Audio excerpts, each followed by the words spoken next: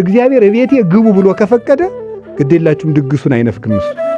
እሱ ለጋስ ነው እግዚአብሔር። እቤቱ ከገባችሁ እንኳን ቁራሽ እንጀራ ስጋውን ያበላችኋል አይደለም እንዴ? ደሙን ያጠጣል። እንደሱ ያለ አባት የት ይገኛል? እና የመንገድ የሚባለው እኔ ሳስበው ዩኒቨርሲቲ የተመረቀ ሰው ነው ሳስበው። ምንድነው መሰላችሁ? መንገድ ማለት በብዙ እግር የተረገጠ መሬት ነው አይደል? በብዙ እግር የተረገጠ ነው እና በቀላል ይቆፈራል አይቆፈርም። እና ብዙ አይዲዮሎጂ የረገጠው ሰው በቀላል አይቆፈርም ማለት ነው። በጣም ብዙ የረገጠው ማለት ዳርዊን ሲረግጥህ፣ አርስቶትል ሲረግጥህ፣ ሶቅራጥስ ሲረግጥህ፣ ላማርክ ሲረግጥህ፣ አልበርት አንስታይን ሲረግጥህ አንድ መድኃኒት የማትፈልስፍበትን ኬሚስትሪ ሸምድደህ አንድ የራስ ምታት አላመጣችሁም እስከዚያ ድረስ ምናምን ጠብ ያላለ ነገር ሂሳብ ሎግ ነው ምናምን ሸምድደህ ለኢትዮጵያ ሕዝብ ቆጠራ እንኳን የማይጠቅም ኦርቶዶክሳውያን እንኳን መቁጠር ያልቻልንበት መከራ። ሰው ማለት የሰማዩንና የነፍሱን መጥኖ የሚወስድ ነው። በምድር ላይ ውስጥ ቆላተ በካይ በምድር ላይ እያለቀሰ እየወጣ እየወረደ እየቆፈረ የተቸገረ ደግሞ የሰማዩን የማይረሳ ሲሞላልኝ ብሎ ሲሞላለት የሚያስባለሁ። ስመረቅ አስበዋለሁ፣ ቤት ስሰራ አስበዋለሁ፣ መኪና ስገዛ አስበዋለሁ፣ እንዲሁ እቺን አገር ልልቀቅ እንጂ አስበዋለሁ፣ ከዚህች ነገር ልውጣ እንጂ አስበዋለሁ የሚባል ነገር የለም። ውስተ ቆላተ ብካይ ሆነህ ነው በችግር ውስጥ ሆነህ ከነ ችግርህ ፈጣሪህን አስበው። ሰው መላካዊ ጠባዩና እንስሳዊ ጠባዩን ጠብቆ መሄድ። ሰውነት ማለት መላካዊነትና እንስሳዊነት ማለት ሁለቱን አዋህዶ መያዝ፣ የነዚህ ቅንጅት ሰውነት ይባላል። ሰሞኑን አሁን ቪዛ መጥቶ ነበር አይደል? ባህር ዳር ሰው በሰልፍ ነው። እንዲያውም ሲመዘገብ እግሩን የተሰበረ ሰውም ሳይኖር አይቀርም። ጠቅጥቆት ማለት ወረፋው ሲጠቀጥቀው ማለት ያልሞላ የለም ቪዛ። እስቲ በልቡ በሉ የላይኛውን የሚያስብ ሰው በሉ እንጂ እስቲ አሜሪካ መሄድ የሚያስደስተውትን ያህል መንግስተ ሰማያት ደስ ብሎት ይወጋል። እንዴት አድርጎ ደስ እንዳል የሚለው ሰው ማለት ነው። በስመ አብ ወወልድ ወመንፈስ ቅዱስ እንዴት ዋጋ እንደሚከፍል በጣሊያን አድርጎ በኬንያ ጣሊያንማ ጥሩ ዕድል ነው። በኬንያ አድርጎ በግብፅ አድርጎ በምን አድርጎ ቤተሰቡን አስበድሮ 2 ሚሊዮን ምናምን በአሜሪካ ለመሄድ በሜክሲኮ 1 ምናምን ከፍሎ ሜክሲኮ ሄዶ ደግሞ አይ በኢትዮጵያ ውስጥ የፖለቲካ ችግር አለብኝ ብሎ መከራውን አይቶ ለዚህ ዜግነት እኮ ነው። አንድ እንደ ትራምፕ ያለ ሰው ሲመጣ መልሶ ውጣ ለሚልህ ነገር ማለት ነው። መልሶ ውጣ የሚል አንድ ሰው እኮ ነው። የዚህ ሀገር የዚህ ምድር ዜግነት እኮ እንደ ሰዎች ደግነት እኮ ነው። በህግ ቢፈቀድልህ በህግ ያስወጣሃል። አሜሪካም እኮ አይታወቅም። አንድ ቀን ሰብስባ ውጣልኝ እዚህ አፍሪካዊ የሆንኩ ነው ልትል ትችል ይሆናል። የሰማዩ ነው ጎበዝ የሚያዋጣል። የላይኛውን ግን የሚነካብን የለም። ፖለቲከኛ አይቀየር። ሲጀመር ፖለቲካ የለ ተመስገን። እውነት ፖለቲካ ቢኖር በሰማይ እንዴት ልንሆን ኖሯል? እንዴ ፖለቲካ የለ፣ ፓርቲ የለ፣ ፓርላማ የለ፣ ምናምን የለ፣ የፖለቲካ ማኒፌስቶ የለ፣ ምርጫ ቅስቀሳ የለ፣ አሽሙር የለ፣ ነገር የለ፣ አክቲቪስት የለ። በሰማይ ሰላም ብቻ፣ አድሎ የሌለበት ዳኝነት ያለ ወደ እግዚአብሔር ነው። ያንን የሚያስብ ሰው ንዑድ ክቡር ነው። መቼ መከራ ውስጡ ነው። እስቲ መከራ ውስጡ ነው በሉ። አቤት በዚህ ሰዓት አሁን በጣም ብዙ ሰው የሚቸገረው ይሄ ነው። ሕፃናት እየሞቱ እግዚአብሔር የት ሄዶ ነው? ነፍሰ ጡሮች እየታረዱ እግዚአብሔር የት ሄዶ ነው የሚል ፈተና ይመጣባቸዋል። ግን እግዚአብሔር እሱ የሚያውቀውን ያውቃል ማለት ምን ማለት ነው? ሕፃናትንም በጊዜ የሚሸክፋቸው እንደውም ጥሩጥሮች ነው ማለት ነው። አትክልት በሁለት ምክንያት ይነቀላል። እውነት ሐሰት? በምንና በምን? እንዲያፈራና ሳያፈራ ሲቀር አይደል? እንዲያፈራ ለምሳሌ ችግኝ አለ አይደል? አንድ ላይ የተሰበሰበው ነው እንነቅለዋለን። ለምን? እዚህ ተሰብስቦ ስለማያፈራ የሚያፈራበት ቦታ ራሱን አስችለን ለመትከል ማለት ነው። ስለዚህ እግዚአብሔር ሰው የእግዚአብሔር አትክልት ነው አይደለም? ስለዚህ ሕፃናትንም ደጋጎቹን ወስዶ መንግስተ ሰማያት ለመትከል ይነቅላቸዋል። ለመትከል አትክልቶቹ ናቸው። የማያፈራውንም ደግሞ ይነቅለዋል። እግዚአብሔር ስራው ሁሉ መልካም ነው። የሰማዩን ሐሳባችሁን ሰማያዊ ያድርጉት። እኔ እውነቴን ነው። ስትማሩ አሁን እዚህ ተማሪዎችም አላቸው፣ ዩኒቨርሲቲ ተማሪዎች። የላይኛውን የሚያስብ ሰው ምንድን ነው ርዕሳችን? አቤት ብፁዕ ነው። ስትማሩ አሁን የላይኛውንም ጭምር እየተማራችሁ ተማሩ ነው። የላይኛውንም ጭምር በጣም እኮ አስቸጋሪ ነው። በምንድን ላይ በመንገድ ላይ የወደቀ አለ የሚል አለ እዚያ ማቴዎስ 13 ላይ በምን ላይ አቤት። እና የመንገድ የሚባለው እኔ ሳስበው ዩኒቨርሲቲ የተመረቀ ሰው ነው ሲያስበው። ምንድን ነው መሰላችሁ? መንገድ ማለት በብዙ እግር የተረገጠ መሬት ነው አይደል? በብዙ እግር የተረገጠ ነው እና በቀላል ይቆፈራል አይቆፈርም። እና ብዙ አይዲዮሎጂ የረገጠው ሰው በቀላል አይቆፈርም ማለት ነው። በጣም ብዙ የረገጠው ማለት ነው። ዳርዊን ሲረግጥህ፣ አርስቶትል ሲረግጥህ፣ ሶቅራጥስ ሲረግጥህ፣ ላማርክ ሲረግጥህ፣ አልበርት አንስታይን ሲረግጥህ፣ እንትና ማን ነው የሚባለው ደግሞ ጅሉ እብዱ ሳይንቲስት ማን ነው? አንድ አለ በጣም ጅል ኦሾም ጥሩ እሱም ሲረግጥህ፣ ደግሞ ሌላም አለ አንድ ይሁን ትዝ ሲለኝ ይነግራቸዋል። ያ ሲረግጠው መንገዱ ነዋል። ይሄን በምን መዶሻ እንቁፈፍ? ሰው እኮ ዲግሪ ከያዘ በኋላ አልሰማም የሚል ለዚህ ነው። መንገዱ ነዋል። አያችሁ፣ ተረግጦ ተጠቅጥቆ በቃ በምን ያስገባ? በድንቁርና ማለት ነው። አደገኛ ነገር እኮ ነው። እውነቴን ነው ነግራቸው። ብዙ ግር ረግጧቸዋል። አየህ፣ ምንም እኮ አንድ መድኃኒት የማትፈልስፍበትን ኬሚስትሪ ሸምድደህ አንድ የራስ ምታት አላመጣችሁም እስከዚያ ድረስ ምናምን ጠብ ያላለ ነገር ሂሳብ ሎግ ነው ምናምን ሸምድደ ለኢትዮጵያ ሕዝብ ቆጠራ እንኳን የማይጠቅም ኦርቶዶክሳውያን እንኳን መቁጠር ያልቻልንበት መከራ ያን ሁሉ ተጠቅጥቀ ኋላ ምን ይብሳ? ትምህርት አይሰማ ምንድን ነው የሚለው እያልክ ዘመንን ትፈጃለህ ማለት ነው። አጉል ኩራት ማለት ነው። የድፍድፍ ኩራቱ ውሃ እስኪገባው ነው። በቃ ድፍድፍ የጠላ ድፍድፍ ኮርቶ እንዲልና ውሃ ሲገባው ተበጥብጦ ቁጭ ነው። እና የድፍድፍ ኩራት ነው የምትኮሩት እናንተ። እውነቴን ነው። ስለዚህ የላይኛውን አብራችሁ ካላስኬዳችሁት ኋላ የማይበሳ ጭንቅላት ነው የምትይዙት። የማይበሳ ጭንቅላት ተነግራችሁ ማሰሙ ትሆናላችሁ ነው። አሁን ሰው ለሚስቱ ተነግሮ አይሰማ፣ ለባሏ ተነግራ አትሰማ። ለምን? ብዙ ግር ረግጦታል። አይሰማም። ራሱን ብቻ ነው የሚሰማው። እኔ ብዬሻለሁ፣ እኔ ብዬሃለሁ በቃ የሚል ነው። አፍ እንጂ ጆሮ የሌለው ትውልድ ነው የመጣብን። እግዚአብሔር ሲፈጥረን ስንት ጆሮ ነው የሰጠን? ስንት አፍ? ጥቂት ተናግረ ብዙ ስማ እኮ ነው ቋንቋው። እግባም አሁን ደግሞ እየተደረገ ያለው ብዙ ይለፈልፋል፣ ምንም አይሰማም። መለፍለፍ ብቻ ነው። ተፈጥሯችን እኮ ራሱ እየተቃወምን እኮ ነው። ሰው አይደለንም ማለት ነው። ሰው ማለት የሰማዩንና የነፍሱን መጥኖ የሚወስድ ነው። በምድር ላይ ውስጥ ተቆላተ ብካይ በምድር ላይ እያለቀሰ እየወጣ እየወረደ እየቆፈረ የተቸገረ ደግሞ የሰማዩን የማይረሳ ሲሞላልኝም ብሎ ሲሞላለት የሚያስባለሁ። ስመረቅ አስበዋለሁ፣ ቤት ስሰራ አስበዋለሁ፣ መኪና ስገዛ አስበዋለሁ፣ እንዲሁ ይህችን አገር ልልቀቅ እንጂ አስበዋለሁ፣ ከዚህች ነገር ልውጣ እንጂ አስበዋለሁ የሚባል ነገር የለም። ውስጥ ተቆላተ ብካይ ሁነህ ነው። በችግር ውስጥ ሆነህ ከነ ችግርህ ፈጣሪህን አስብ ነው። ከነ ድህነትህ ሲሻለኝ ጸልያለሁ የሚባል ነገር የለም። ከነ ህመምህ ነው ፈጣሪህን ማሰብ ያለብህ። ከነ ማጣትህ ከነ ራብህ ነው። አላችሁ ወገኖች? የሰማዩን ስንት አይን አላችሁ? ሰው እንዴት ብሎ የተፈጠረ? ቀና ብሎ በሉ። አዎ፣ ሰው ተጎንብሶ አልተፈጠረም። ቀና ብሎ ነው። ቀና ብሎ ነው የተፈጠረ። ቀና ብሎ የተፈጠረበት ምክንያት እኮ የሰማዩንም የሚያይበት ሰማያዊ ነህ ለማለት ነው። ሀሊው ዘበሰማይ ዋኮ ዘበምድር ቆላስይስ ምዕራፍ 3 ቁጥር 1 ላይ ሀባህል ወልደ እጓለ እመሕያው ይነብር በየማናብሁ ዘበሰማያት። የሰው ልጅ ኢየሱስ ክርስቶስ በአባቱ ቀኝ ያለበትን ያንን ሰማይ አስቡት ነው ያለ ቅዱስ ጳውሎስ። የሰው ልጅ ክርስቶስ ያለበትን የሰማዩን አስቡት። ያን እያሰባችሁ ነው። ተስፋህን ሰማያዊ አድርገው፣ ሐሳብህን ሰማያዊ አድርግ። ለሰማይ ቤትህ በየቀኑ አስብ። በየቀኑ ማታም ቀንም፣ ጠዋትም አሳይመንት፣ ማታም አሳይመንት፣ ቀንም አሳይመንት። የሰማዩ መቼ ሊታሰብ ነው? አብረህ አስብ። ጠዋትም ንግድ፣ ማታም ንግድ፣ ነገም ንግድ። እስቲ ተፍተፍ ብዬ ወደ እግዚአብሔር ተፍተፍ እያልክ አንተ ተፍትፎ ነው የሚቀረው። ተፍተፍ ልበልና አንድኛዬን ወደ እግዚአብሔር ዞራለሁ የሚባል ነገር የለም ጎበዝ። አብረህ ለነፍስህም ተፍተፍ በል አብረህ። እውነቴን ነው።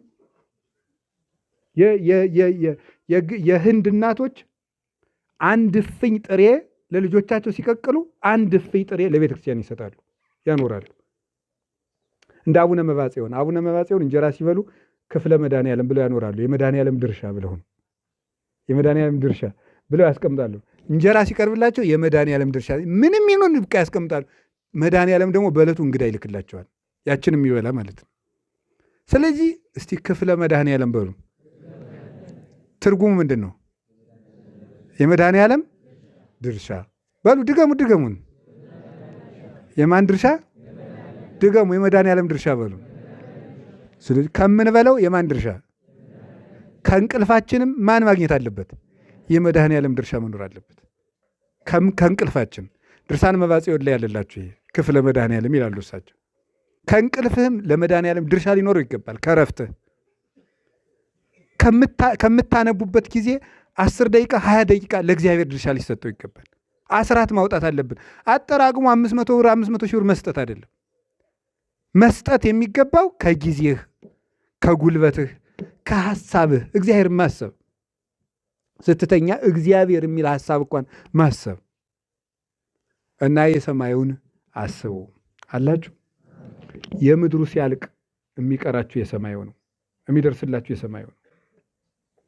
እና ሰው ሁነን የተፈጠርንበት ዓላማ ራሱ ሰማያዊነት ነው። ሰው ሁለት ተፈጥሮዎችን አቀናጅቶ የያዘ ነው አይደል? ምንና ምን ነው? መላክነትና ምንነት ነው?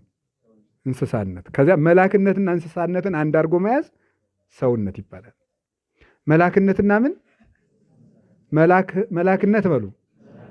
ከዚያስ እንስሳነት። መብላት ምንድን ነው? አቤት። እሺ፣ አለመብላት ምንድን ነው? አዎ። ስለዚህ ሰው ዝም ብሎ ባይበላ ምን ይሆናል? መላክ ብቻ ነበር የሚሆነው አይደል? ዝም ብሎ ቢበላስ ምን ይሆናል?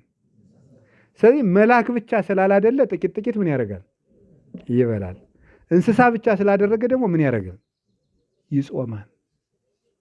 ስለዚህ ሰው መላካዊ ጠባዩና እንስሳዊ ጠባዩን ጠብቆ መሄዳል። ሰውነት ማለት መላካዊነትና እንስሳዊነት ማለት ሁለቱን አዋህዶ መያዝ፣ የእነዚህ ቅንጅት ሰውነት ይባላል።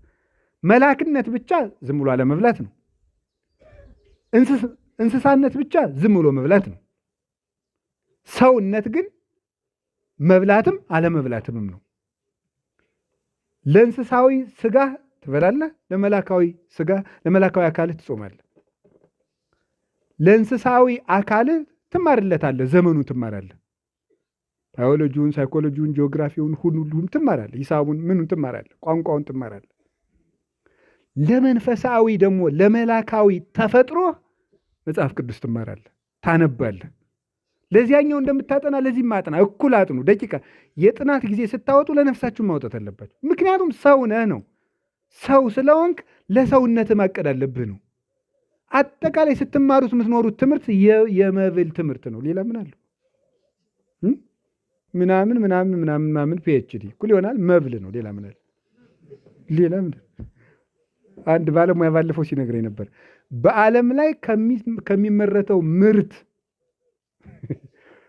ከሚመረተው ምርት ሁሉ ለምግብ የሚውለው 10% ብቻ ነው አሉ። አይገርማችሁ? በዓለም ላይ ከሚደከመው ድክም 10% ለምግብ ይሆናል። ሌላው ለኮስሞቲክስ እና ለጦር መሳሪያ ምርት ነው የሚውለው ማለት ነው። መክሰር አይደለም። ለፍተ በልተ ትሞታለህ። ሌላ ምን ታደርጋለህ?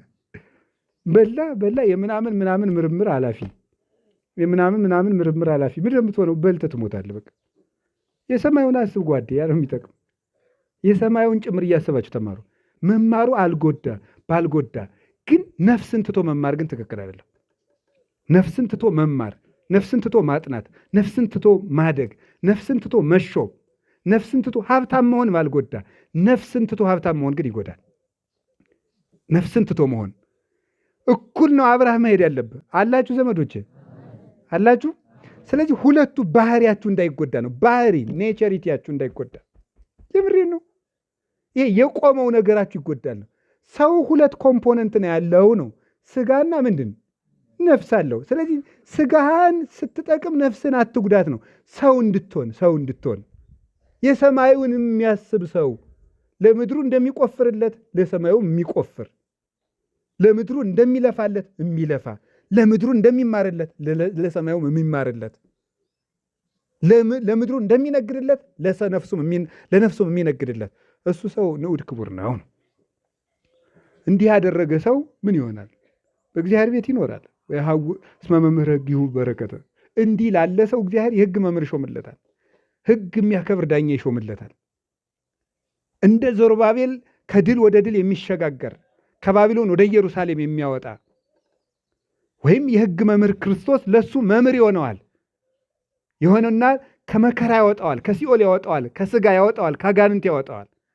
ወየሐውርም ኃይል ውስተ ኃይል፣ ስጋውን ከማሸነፍ ነፍሱን ወደ ማሸነፍ፣ አጋንንትን ድል ከመንሳት የመላእክት ባልንጀራ ወደ መሆን ከፍ ይላል።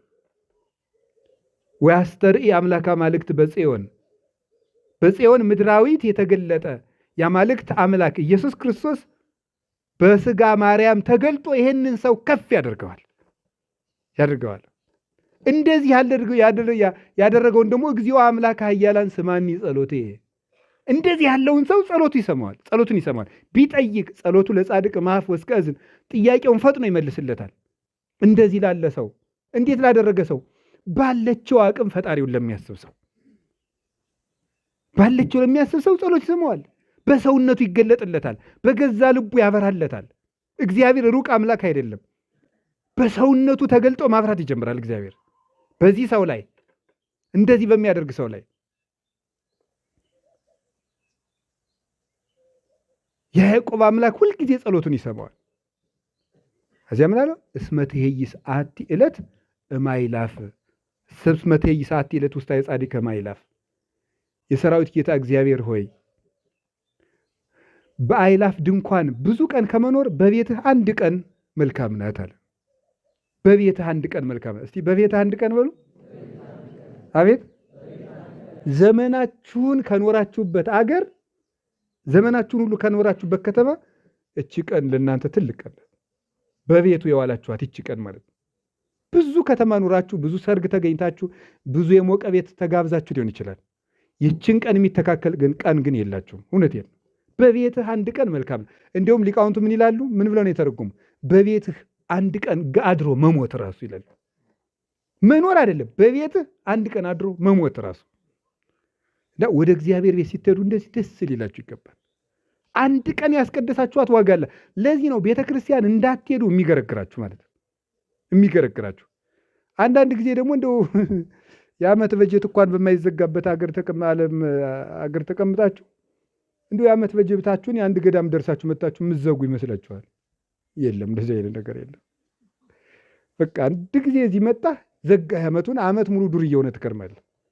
ደግሞ የሆነ ጊዜ ሄደ ደግሞ ልዘጋ በጀትህን ማለት ነው። ኧረ በመምህር አምላክ እንደዚህ የሚባል ነገር የለም። ሁልጊዜ በቤትህ አንድ ቀን መኖር መልካም ነው። እውነቴን ነው። እግዚአብሔር ስለፈቀደልን እኮ ነው። በደሙ የሰራት ቤተ ክርስቲያን። እችም ቤተ ክርስቲያን አንዳንድ ቀን አይናችንን እየከፈተ እንዲው ክብሯን ባሳየን። ስንት መላእክት አሁን ሰይፍ ይዘው እንዳጠሯት ምንባያችሁ።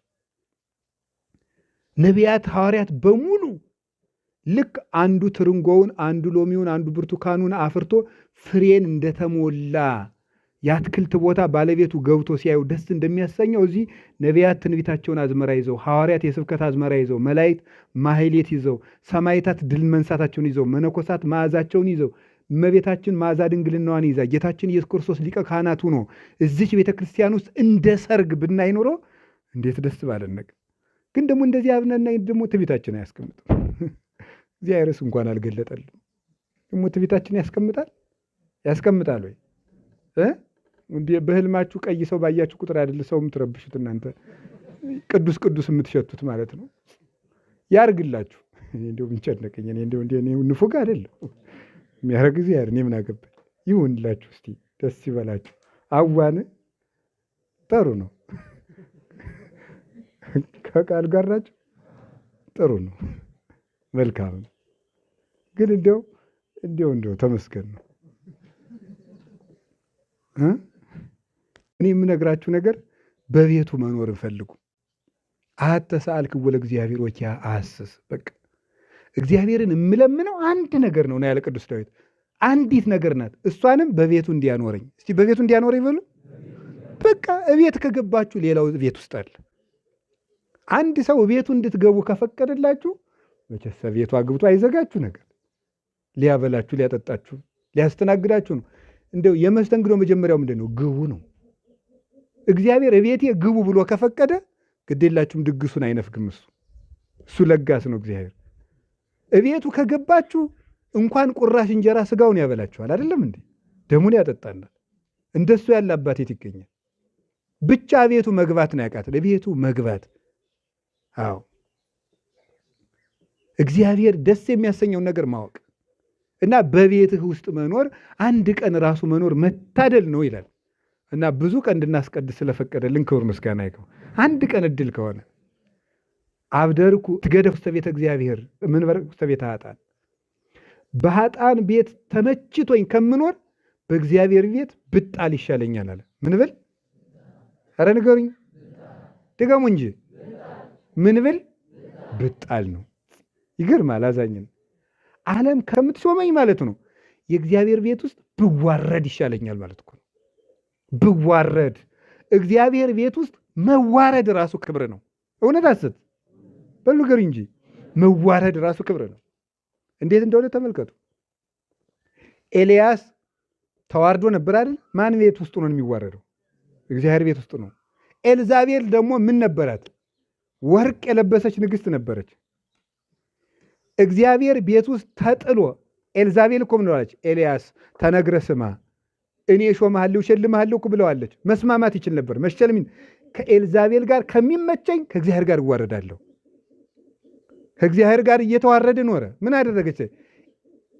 ኤልያስን እግዚአብሔር ከቤቱ ነጥቆ ወደ ቤቱ ወሰደው። በእሳት ሰረገላ ሞት እንዳያየው አድርጎ፣ ሊነካው አይደለም ሞት እንዳያየው ነው የነጠቀው። ኤልዛቤልን ግን ሙታ በአግባቡ ሳትቀበር ደሟን ውሻ ልሶት ቀረ። በእግዚአብሔር ቤት መዋረድ ያስከብራል። ከእግዚአብሔር ወጥቶ በዓለም መክበር ግን ያዋርዳል። ዓለም ስታዋርድም የዓለም እንኳን እንትን ገብቷችኋል። የአንድ ቀን ንጉሥ ታውቃላችሁ አይደል? እዚህ ዳጋ እስጢፋኖስ አጽሞ ያለውን አይዙርን ታውቁታላችሁ። የአንድ ቀን ንጉሥ እና አጽሙ ዳጋ እስጢፋኖስ አለ። አንድ ቀን ነው ነግሶ የሞተውና በምንድን ነው ይባላል? በደስታ ነው አሉ የሞተው። በደስታ እንኳን ደስ ያለህ የሚለው ሰው አፍኖት ነው የሞተ። በስቱ ከቦ ማለት ነው። አንዳንድ ጊዜ ሰው በደስታ ሲከባችሁ እንዳይገላችሁ ተጠንቀቁ። ዓለም እንኳን መከራዋ ደስታዋ ይገላል። የእግዚአብሔር ሐዘን ግን ክብር ነው። በእግዚአብሔር ቤት በሞት ልንገራችሁ፣ በዓለም እየተመቻችሁ ከምትኖሩ በእግዚአብሔር ቤት እያለቀሳችሁ ነው። እያለቀሳችሁ እየተቸገራችሁ እየተናቃችሁ በመከራ ላይ መከራ ላይ እየተደረበባችሁ ኑሩ። መጨረሻ ላይ የእግዚአብሔር ዝቅታ መጨረሻው ከፍታ ነው። ለምን? በእግዚአብሔር ቤት ብዋረድ ይሻለኛል፣ እንዲያው ብሞት ይሻለኛል፣ ብጣል ይሻለኛል። እግዚአብሔር ቤት ውስጥ የተጣለ ሰው ምንጊዜም ከብሮ ነው። ልንገራችሁ፣ እግዚአብሔር ቤት ውስጥ ውሃ ይጣላል። ምን ተብሎ ይከበራል? ጸበል በሉ እንጂ። በእግዚአብሔር ቤት ውስጥ አፈር አለ። ምን ይሆናል? ንገሩ እንጂ። ከእግዚአብሔር ቤት ውስጥ እንጨት ገብቶ ተባርኮ ምን ይሆናል? ታቦት አይሆንም እንዴ? መስቀል ይገባል። ከእግዚአብሔር ቤት ውስጥ ገብቶ ከብሮ የማይወጣ የለም። ድንግል ማርያም የ3 ዓመት ልጅ ናት አይደል? መቅደስ ገባች። ምኑና ነው የወጣቸው? የአምላክ እናት አይደል? የአምላክ እናት ውስጥ እግዚአብሔር ቤት ውስጥ አንሶ የገባ ሰው ተልቆ ነው የሚወጣ። አሳ አጥማጆች ገቡ አይደለም እንዴ? እግዚአብሔር ቤት ውስጥ ምን ሆነው ነው የወጡት? ሐዋርያት ሆነው ነው የወጡት። የዓለም ብርሃን ነው ያላቸው ጌታ። እናንተ ለዓለም ብርሃን ሆናችሁ ነው ያላቸው። እግዚአብሔር ቤት ውስጥ ይገባ። 5 እንጀራ ገባ። ስንት እንጀራ ሆነ? 5000 ሰው አጥግቦ ስንት ቅርጫት ሆነ? 12 ቅርጫት። ወደ እግዚአብሔር ቤት አንሰህ ትገባለህ፣ ከፍ ብለህ ትወጣለህ። ከእግዚአብሔር ቤት እንደዚህ ነው እና ከእግዚአብሔር ቤት ማነስን አትጥሉት። ክርስቲያን ስለሆናችሁ የሚደርስባችሁ ነገር ሁሉ ሽልማት ነው። እንደሱ ነው መሆን ያለበት። ክርስቲያን ስለሆናችሁ ሊያማችሁ ይችላል። ክርስቲያን ስለሆናችሁ ልታጡ ትችላላችሁ፣ ልትዋረዱ ትችላላችሁ። እሱን እንደ ሽልማት ቁጠሩት። እንዴት ሲባል እስመ እግዚአብሔር እስመ ጽድቀ ወምጽዋተ ያበድር እግዚአብሔር። እግዚአብሔር ጽድቅን፣ ምጽዋትን፣ ቸርነትን እና እውነትን ይወዳልና ርኅሩህ ነውና በእግዚአብሔር ቤት እንደውም እንገራችሁ በዓለም ሆናችሁ ጻድቅ ከምትሆኑ ቤተ ክርስቲያኑ ሳጠ ብትሆኑ ይሻላችኋል። እውነቴን ነው የምነግራችሁ። አሁን አንዳንዱ ምዕመን አለ ሲመጻደቅ እኔ እንደው ቤተ ክርስቲያን አልቀርብም ይላል። ምን ሆነን የማትቀርበው? አይ እንደው እዚያ ሁኜ ከምበድል እዚህ እንዲሆን አኗኗሬ ንጹህ ነው። የሚገርማችሁ የሰው ገንዘብ አልወስድም ምን አልል ምን እንደው አይ እንደው እናንተ ጽድቅ እኮ እንደው ብዛቱ እንደው እኔ እንትን አልነካም ሽክፍ ነኝ ብቻ ቤተክርስቲያን ነው የማልሄደው ይላል። እንደው እኔ ወንድሜ አንተ እዚያ ቤተክርስቲያን ውስጥ ሳትመጣ እዚያ ጽድቅ ከምሸተው እዚሁ ሁኜ የረከስኩ ሰው ብሆን ይሻለኛል። ለምን ሲባል ከሚቀድሰው የህይወት ውሃ ውስጥ ሁኜ ነው የምበድለው። እንኳን በበድልም መልሶ ሊያነጻኝ እንደሚችል አምነዋለሁና አይደለም እንዴ? አዎ ቤተክርስቲያን እኮ ቅዳሴ ስገባ አያርጌ የምወደው ይሄንን እንቀቃል። አዎ እይበል ፈላሲ ዘገባ አብ እግዚአብሔር ሁልጊዜ ነው የምወደው። ቅዳሴ ስንገባ መጀመሪያ እኔ ይችን ሰምቼ እዚያ በኋላ ጉዳይን የምጨርስ እዚህ ውስጥ ነው። ቅዳሴ ስገባ ሰላም እምነበያ ቅድስት ቤተክርስቲያን ወይ እናታችን ቤተክርስቲያን ሰላምታ ላንቺ ይገባልና መጨረሻ ላይ እንደሚላችሁ ወደ እግዚአብሔር የመጣ ስደተኛ ሰው እግዚአብሔር ለይቶ ይሰደኛል አይበል ይላል።